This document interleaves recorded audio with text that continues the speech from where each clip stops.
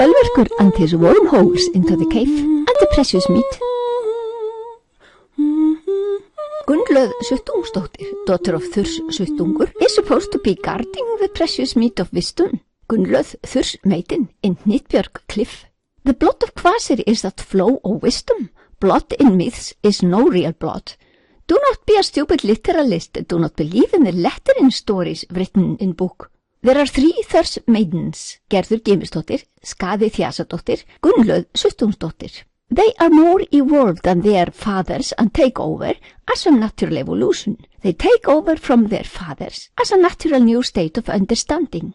I am Odin, here and now Jódehin, and I long for the wisdom, the precious meat.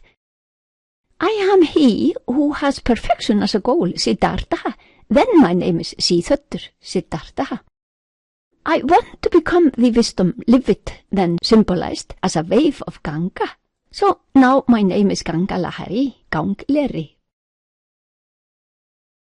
Obviously I have to do something. Just hanging around, wanting, praying, wishing, waiting is not enough. It won't rain down on me by prayers and hope. I'm going to reach the cave, Hnitbjörg, where Gunnlöð is supposed to guard the meat of wisdom. Matuhu, mjöður meat. Matuhu chandas. The meat is no ale, nor is it beer.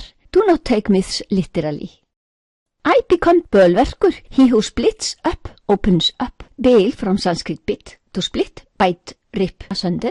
Binna, to be split up. Bitta, divided into parts. Rati gnaws for me wormholes, so I take on the guise of a worm and slip in. I go through layers ever subtler. Vaikari, Madhyama, Pashanti, Para. Until finally I plunge into air, plunge into pure Ginnungagap, myself. To get a glimpse of my own self, I go to the cave within and find here myself. I meet Gunnlöð, whose hospitality is unbounded. Löð literally means hospitality. I can imbibe as much of the wisdom as my belly allows for. Albert Einstein will say that love is the essence of the universe and its origin, all there is. Of course nobody, apart from himself, understands this. What do teachers and scholars mean by love? This is how they teach us this myth of Odin and Gunnlöð.